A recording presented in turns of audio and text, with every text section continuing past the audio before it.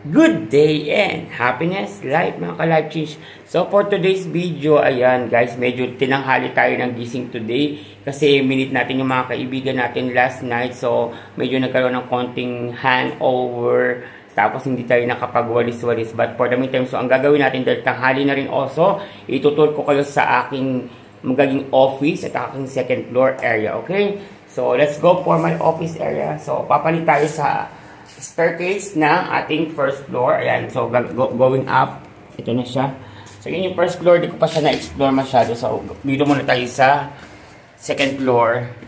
So ito na yung stair. Nakita nyo na yung rooftop ko. So medyo hindi pa kasi siya tapos. Ayan o, for finishing touches pa siya. Ito yung electrical, hindi pa rin siya yari. At hindi naman siya nakaka-ground, hindi naman siya delikado. Ayan, so pero ang maganda dito, okay na siya. So papalit tayo. So ito yung second floor natin. Ayan guys. So mayroon na rin siyang pa-reels. Isa yung design ng reels natin. Kasi ito yung red to, pang coat daw to para sa anti-kalawang. So yan siya, di ba guys? So pagpasok mo, ayan. So ito yung extension canopy. Ayan. So, ito meron tayong wall dito. So, maglalagay tayo ng design dito ng TV. Tapos, yung mga shelves para gumanda. So, from here, ayan, ito yung terrace. Papunta sa terrace natin. Ayan. So, ito yung small terrace natin sa second floor. Kasi dito dumadaan pa yung mga gamit namin pag naghahakot. Kaya hindi ko pa siya pinapaayos masyado. Kumbaga, temporary, ganyan muna siya. Para hindi tayo baklas-baklas, di ba? So, ayan, pwede tayo maglagay dito ng coffee, mga plants, habang nanunungo ka sa mga sa second floor. Kita-kita mo yung gate, yung tindahan. So, maganda pa rin yung view. Another thing is, ayan, so, ito yung buong area ng second floor. Ito yung sa receiving area. So, makakaikot ka. Yung stair niya, nakakaikot, mayroon siyang access area, okay? Tapos, itong side na to, lalagyan natin siya ng, wall na lang siya, lalagyan natin ng landscape works. Tapos, ito yung daan sa side na to, papunta sa third floor. Yan, nakita nyo yung third floor ko, di ba? So, and then, dito ang composition nitong second floor, ito yung receiving area ko, ayan. So, nakapagpabintana na tayo dito, guys. Ito. Sliding window din yung ginamit natin dito na may with screen.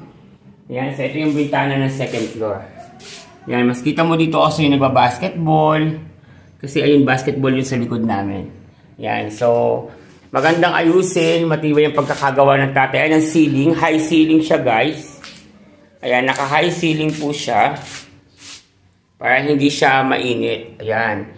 Tapos, papalagay na lang natin ng mga lightning effects, mga pag-finishing touches na kasi yun eh. Pag naayos na natin yung electrical. Tapos dito may pa bonggang-bonggang chandelier light dito sa gitna na to. And then, sa second floor also na to, mayroon tayong 2 rooms. Ayan. Ito yung first room na to with toilet. For the meantime, nandito yung mga gamit natin sa catering. Ayan ito yung pang setup. Ito yung mga warmers natin na pinaparentahan, chairs and table, clothing. Yan, may iba nandudumpay na ayos ko pa yung kasi hindi pa ayos yung office. Dito ako mag-office starting ng i-budget catering. So baka dito tayo mag-set up. So ito yung mga warmer ko, ayan mga warmer yan. Dishwarmer, ayan may mga children's table. Ito, may long table tayo. Ito, mga bago yan guys, naipon ko. Sabi ko nga sa inyo, habang nasa ibang bansa kayo, magpundar. Para pag hinto mo, mayroon kang gagalawing negosyo. Ito yung mga carpet, red carpet, ayan. So, ito yung toilet area. Ayan. May toilet to kasi room to ng anak ko, ni Lady Hannah, babae. So, si Lady Hannah, ito yung toilet niya. So, mayroon siyang high ceiling also. Yan, pero hindi pa yari. Pero may mga gamit na yan. Yan, so ito yung kwarto ng anak ko. Dito mo kapalagay tayo ng mga cabinet, closet, ayan, no? Tapos ito yung, dito yung room niya.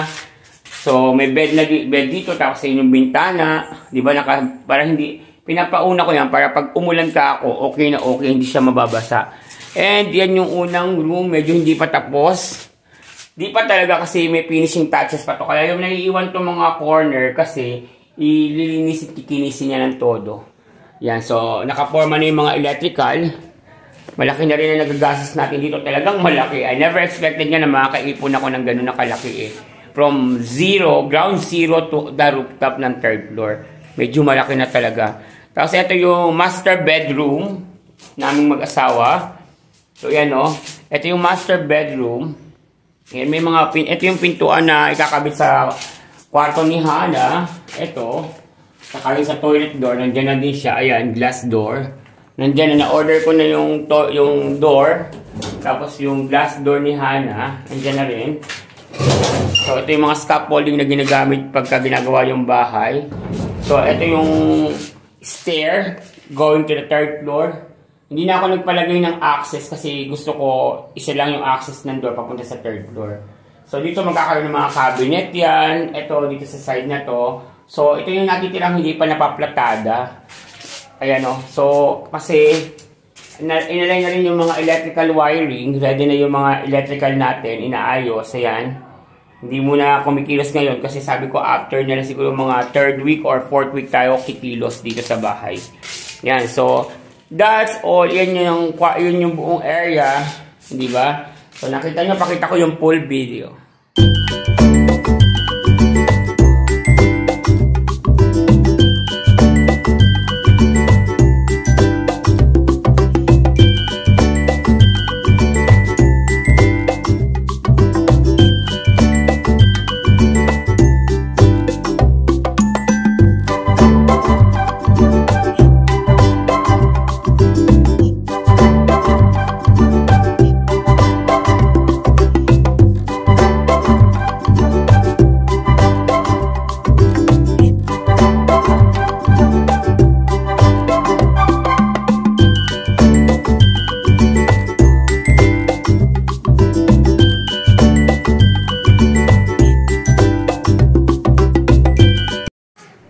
So that's it guys. Yan ang ating tinatawag na 2nd floor. So talaga namang para kang nagpatayo uli ng bagong bahay kasi ang laki ng gastos.